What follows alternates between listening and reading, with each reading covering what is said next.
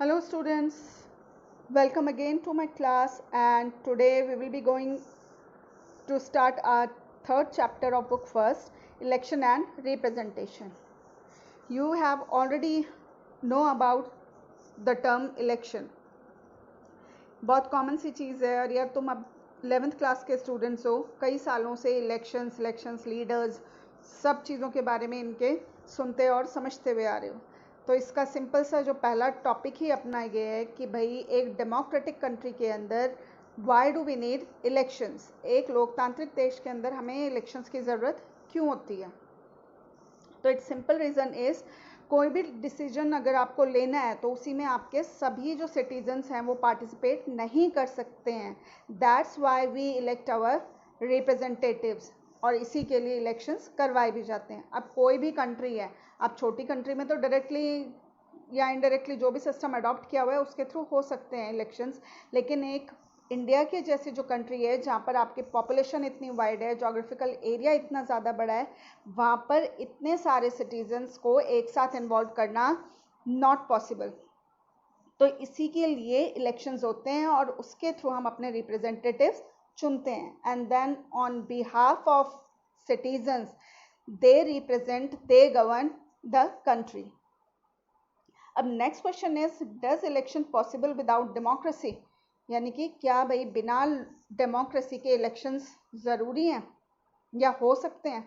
तो yes, it is possible but it is not free and fair manner, यानी कि democracy के बिना इलेक्शंस तो हो सकते हैं लेकिन वो फ्री और फेयर मैनर में नहीं होंगे, यानी कि उसमें जो एक ट्रांसपेरेंसी है कि भाई कोई गलत तरीके से वोट डाल रहा है, एक बारी में एक से ज़्यादा वोट डाल के आ रहा है, या बूथ वगैरह पर कुछ घोटाला हो रहा है, वो सारी चीज़ें होती रहेंगी वहाँ पर।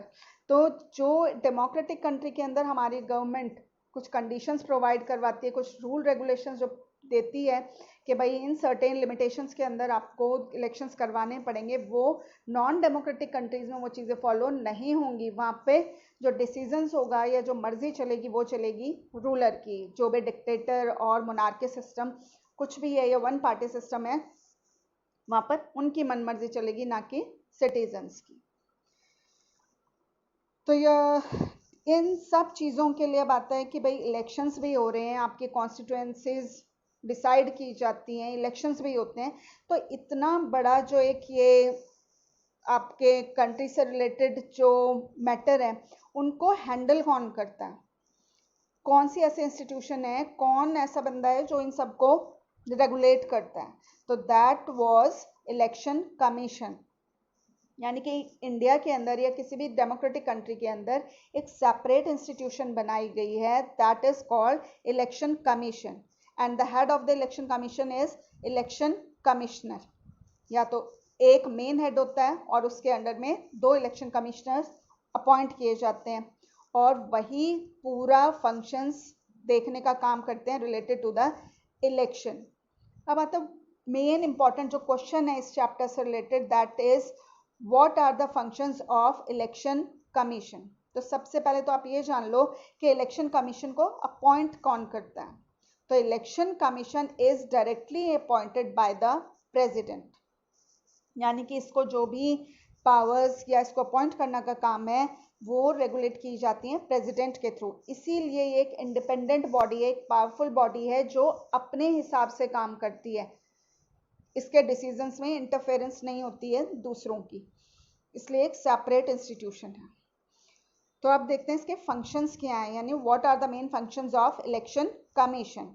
तो सबसे पहले तो यही होगा कि भाई अगर आपको इलेक्शन करवाने हैं तो you have to prepare voter list for the separate areas, यानी आपके एरिया से रिलेटेड जो अलग अलग एरियाज हैं वहाँ से रिलेटेड आपको वोटर लिस्ट प्रिपेयर करनी पड़ेगी कि कौन कौन 18 साल से ऊपर के लोग हैं जो वोट डाल सकते हैं, उनकी एक प्रॉपर लिस्ट तैयार करनी पड़ेगी।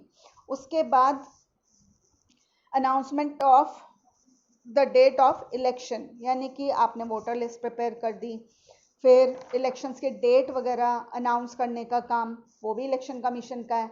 फिर रजिस्ट्रेशन ऑफ पॉलिटिकल पार्टीज़, कौन कौन सी पॉलिटिकल पार्टीज़ हैं जो अपना नामांकन फिल करती हैं, अपनी नॉमिनेशन फिल करती हैं, उनको सिंबल्स अलॉट करवाना, कौन सी पार्टी रीजनल पार्टी बनेगी, कौन सी नेशनल पार्टीज बनेगी, उनको वो स्टेटस प्रोवाइड करवाने का काम या कौन सी कंडीशंस रिक्वायर्ड है एक नेशनल पार्टी और रीजनल पार्टी बनने के लिए, वो भी इलेक्शन कमीशन ही डिसाइड करता है।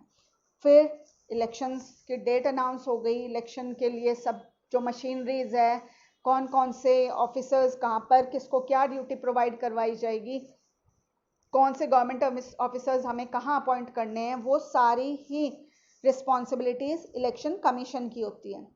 ये सारी ड्यूटीज देने के बाद फ्री एंड फेयर इलेक्शंस होने ज़रूरी हैं, उन सब चीज़ों का ध्यान भी इलेक्शन कमीशन ही रखता है।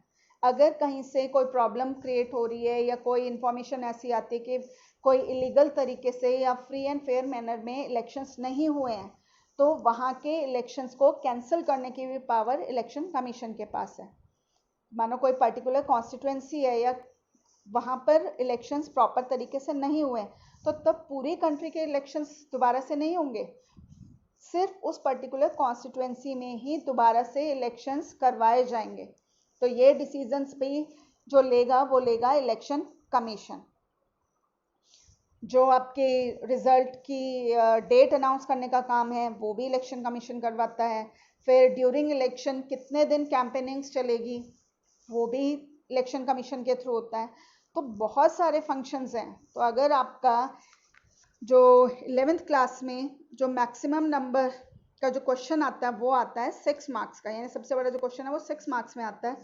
तो अगर उसमें पूछे भी जाते हैं, ये क्वेश्चन पूछा जाता है, तो आपके पास बहुत सारे पॉइंट हैं, 10-12 पॉइंट हैं, तो आप उनको हेडिंग के थ्रू थोड़ा थोड़ा एक्सप्लेन करके डिफाइन कर सकते हैं। अब इलेक्शंस हो गए, इलेक्शंस होते भी हमने क्या भी देख गया कि भाई फ्री एंड फेयर मैनर में होने चाहिए, डेमोक्रेसी में ऐसे ऐसे इलेक्शंस होते हैं, बट उसके अलावा अभी भी उसमें रिफॉर्म्स की बहुत ज़्यादा ज़रूरत है। अक्सर हमें न्यूज़पेपर्स में या न्यूज़ में सुनने को मिलता ही है कि भाई वहाँ पैसा खिलाकर या शराब बांटकर या किसी को डरा धमकाकर मसल या मनी पावर का यूज़ करके वोटिंग करवाई गई है, या किसी के पास बहुत ज़्यादा पैसा है तो भाई वो दुनिया में या लोगों में बांटकर उनको वोट वगैरह करवा देते हैं। कई बार रिलीजन बेसिस पर या कास्ट बेसिस पर वोट मांगे जाते हैं, लोगों के सेंटिमेंट्स को ध्यान में रखकर उनसे वोट अपील की जाती है। तो ये सारी कंडीशंस ना हो, that's why we need some reforms in election system. तो वो रिफॉर्म्स क्या हो सकते हैं, कैसे हम सुधार कर सकते हैं? आई थिंक ये जो टॉपिक है आपका 10th क्लास में बहुत अच्छे ढंग से दिया हुआ था in chapter political parties. Political parties में इस टॉपिक को बहुत अच्छे ढंग से समझाया हुआ है, लेकिन फिर भी यहाँ पर भी बता देती हूँ कि जो एक कमेटी बनवाई जाए जिसके थ्रू जो भी इलेक्शन में खर्चा वगैरह आता है, जितने भी एक्सपेंसेस होते हैं, एक्सपेंडिचर होता है, वो एक फिक्स कर दिया जाए। वैसे तो फिक्स किया हुआ अमाउंट डिसाइडेड है, लेकिन फिर भी कई बार जिन पे पैसा है वो उसको ज़्यादा खर्च कर देते हैं, तो उन सब से रिलेटेड कुछ फिक्स लॉज या कुछ स्ट्रिक्ट लॉज बनने ज़रूरी हैं। फिर जो इलीगल या क्रिमिनल्स हैं that were not allowed to participate in elections, यानी ऐसे लोगों को इलेक्शन में लड़ने की परमिशन नहीं होनी चाहिए। रिलीजन, कास्ट, इन चीज़ों को बेस ना बनाया जाए वोट अपील करने के लिए। आपका जो ज़्यादा पैसा, अगर भाई इतना ज़्यादा पैसा आ रहा है तो ऐसे खुले रूप से बांट दो ना गरीबों को, वोट लेने के लिए क्यों बांटते हो? तो ये सारी चीज़ें बंद हो। जो भी शराब बांटते हैं, पैसा बांटते हैं, इन सारी चीज़ों से लोगों को लालच ना देकर उनको कन्विंस ना करें अपने आप को वोट देने के लिए। फिर जो रिजर्व सीट्स हैं SC STs के लिए पहले से ही हैं, वुमेन्स के लिए भी हैं, लेकिन ये ध्यान रखा जाए कि उन रिजर्व सीट्स पर या रिजर्व कॉन्स्टिट्यूएंसीज में दूसरे लोग इलेक्शन में पार्टिसिपेट ना लें या वो लोग उन सीट से खड़े ना हों। तो ये कुछ रिफॉर्म्स हैं। फिर एंटी डिफेक्शन लॉ भी बना हुआ है कि एंटी डिफेक्शन लॉ के थ्रू जो लोग पॉलिटिकल पार्टीज अपनी चेंज कर लेते हैं, भाई आज इस पार्टी में है, अगले दिन दूसरे पार्टी ने लालच दे दिया कि आपको यहाँ से ज़्यादा वहाँ पर पावर मिलेगी, तो रातों रात पार्टीज बदल लेते हैं। तो इसको बंद किया गया हमारे कॉन्स्टिट्यूशन में कुछ एक्ट बनाकर, and that was anti defection law.